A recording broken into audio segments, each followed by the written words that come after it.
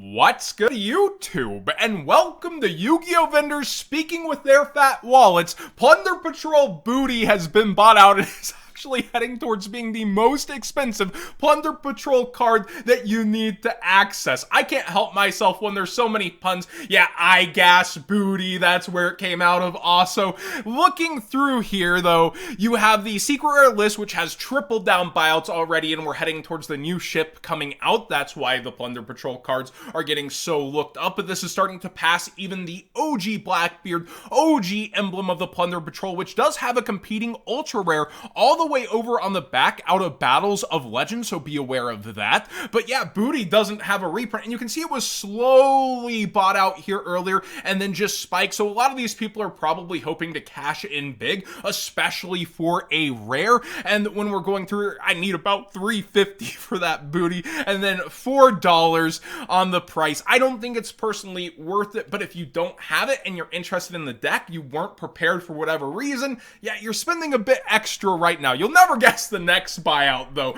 Dark Hole is getting bought out. Yeah, I put those two together on purpose. You have the old school turbo pack one that I've always felt was undervalued to a degree. People would like sell this for 10 to 12 forever, and you can see the market price was creeping up there, but any nice Dark Hole is starting to go up, and I think people have this idea of, oh, past formats, and the cheapest turbo pack one now at 40, but it wasn't in that many past formats because it got banned very early on. You have secret rares out of Joey World and Yugi World. Also, you have the Round Table Platinum rare, very controversial. DB, you have even an ultra though out of the upgrade pack if you just want an ultra copy from a starter deck. Remember when we actually tried that for the TCG? So there's tons of unique holographic Dark Holes if you're not panicking running. And why this is going up is I've seen a ton of memes about it. Oh, that's a nice board, I'm just gonna Dark Hole it, and it working in the upcoming formats. I don't think it'll deal with every board out there, but it is an actual tool that people are expecting to work into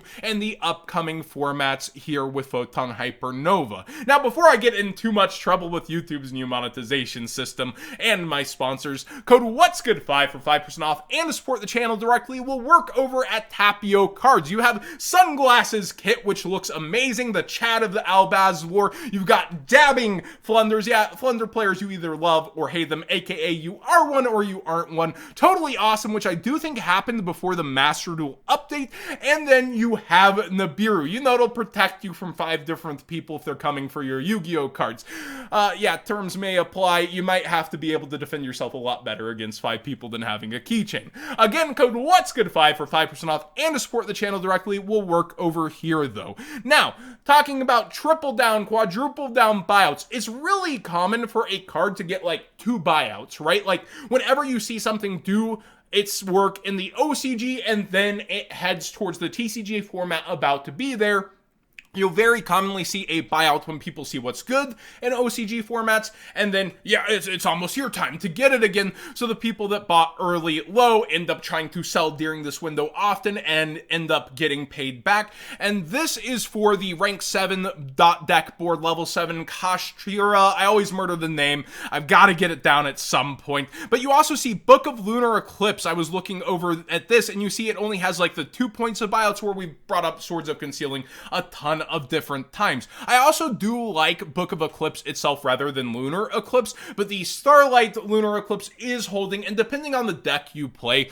you might want to give up that extra card as a graveyard resource or just play the one card like Book of Eclipse or Concealing and take care of everything. And Concealing also doesn't have that drawback of them potentially getting the draw, but it's also a continuous, so Spell and Trap Destruction actually would affect this, which is less relevant with Mystic Mind Gone. So there's just a ton of these niche, in-depth discussions within the format and what your deck does for these different things, but be aware these double down to quadruple down buyouts have been happening on these cards. Also, talking about the deck itself, this is starting to spike back up for the super rare, the Shangri, is it La Era?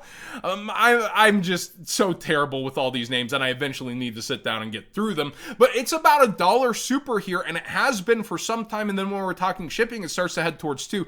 Darkwing Blast, really the king of super rares that have a price on them. Be aware it's not just a bulk card, and that it is starting to gain some traction and price. Fallen of Albaz Ultimate Rares back up. This buyouts happened on Albaz so many times for the secret. Here the ulti has pretty much gone down 25. A lot of my Discord was saying, yeah, I knew these were free tendies. It was going to happen at some point. And yeah, I don't disagree. As long as Albaz lore is going, it's likely to get more attention and played again at some point, depending on how careful Konami is with the support. You have the new fusion, you have new cards around it, and now this is towards a $40 ultimate rare. It'll probably cool back off, and then as the support's almost here, go back up. You see those cycles that are happening. They're not definite, but the cycles do tend to happen with cards like this. Also, incredible Ecclesia, the Virtuous Starlight rare has been bought out.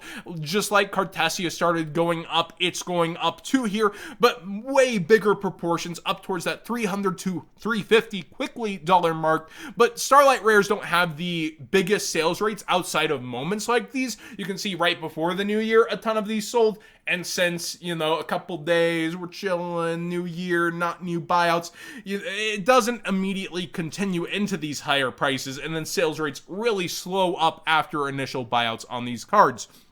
My Discord did bring up Branded Fusion as something they would consider buying, and I was looking at its price point, and it does have these fluxes, right, to like market price 266 right here, but it goes up quickly towards 3. I think the structure deck is just so abundant and still readily available. Remember, they did up MSRP on structures, and around that, I would prefer the structure deck itself with everything extra it has to offer. But if you already had like all these cards and you don't need the Mirror Jade, you just need Branded Fusion for whatever, I guess you could just buy the singles for Branded Fusion specifically, or the Albaz cards, but I really do like the structure deck and everything that's in here. It's got so many cards going for it that are just freaking good when it comes down to it. Rite of Armaseer is going up, skyrocketing in price. Now, this is a quad down buyout. We've been talking about this one a lot, and people keep going back in and back in on it, and I think that it pairs well with a lot of decks. People have been talking about playing it alongside the rank 7 deck, which gives it a negation, which would stop itself from, you know, having just a board wipe or something that flips everything down. Just get rid of them, and this wasn't hit over in the TCG. So you have a lot of theory that this is going to be one of the ways it's played, and it does pair with other decks. You also have Water Enchantress starting to spike up here. It was all the way down under $10 at one point. You can see market price 16, and it quickly goes up to $20 here on its front page. Now, it has an ultimate rare that's kind of like keeps hitting a ceiling of 35 and stopping because it's OTS 19, and 19 is kind of weak, and it has a competing collector rare, but the collector rare is starting to bump back up also, and as it goes up a lot further, people will start to settle for the ultimate rare that love to upgrade their deck. So if this continues, you'll probably see each price continue to increase if the interest really is there. And people want to play anything but Tearlament, and we've seen in the OCG, Tearlament's heavily hit but still performing. So whatever the WCQ ban list comes up with, I think you'll still see a lot of Tearlament, and then people trying really hard not to play Tearlaments. Zeus is an example of a card that just slowly goes up, though. The 2021 10s are so thirsty for value. Everybody's hoping something turns it around. And Zeus is worth over the 10 at this point, over $20, and very low on listings for a 10 card at 54 listings. You then have the OG secret rare. People have been double and tripling into it, but it's slowly. It's not like a huge, sudden, crazy spike. It's over time, which is a lot more interesting, but you can see it's really starting to take off now.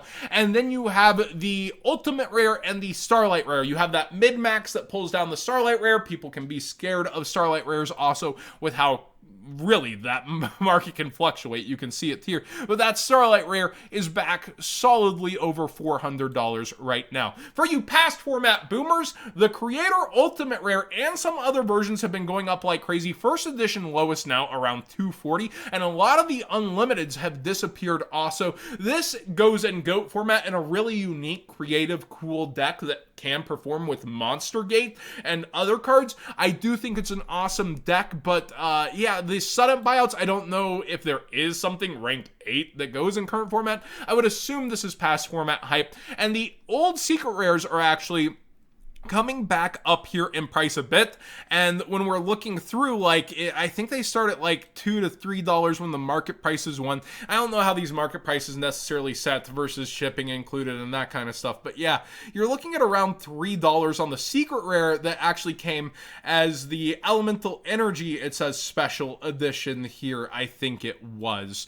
Mysterion's the last one to talk about. You can see how quickly some buyouts just drop off. A ton of people were prepared for this. I think Cali Effect once put this on get this card before it'll skyrocket. I've covered it as a penny stock before myself. A lot of people are just saying, yes, good super poly target, super poly's running around, and this does things. It takes Spellcaster Dragon. That can be good against a ton of decks, and of course it can be, and seeing play will obviously push it up to people's attention. Spiked all the way to 10, already falling back towards 5. It'll probably go towards 3 because of how many people are prepared and got in, 50-cent dollar price point. It's been down, forever at the lows of lows at some points. While its market price is $1, people would let it go. Thanks for watching today's Market Watch. Please subscribe if you haven't already. Give this video a thumbs up if you enjoyed the conversation. And final note, I guess it also didn't get a reprint as it was out of Lightning Underdrive, but wasn't in the 10, so it's one of those cards that missed also. But again, thank you so much for watching. I really appreciate it, and I'm going to try to start peppering in more conversations with the channel like I used to, like not taking away from Market Watch or replacing Market Watch on days, but having them in between and talking about more things here on the channel. Thanks for watching, everybody.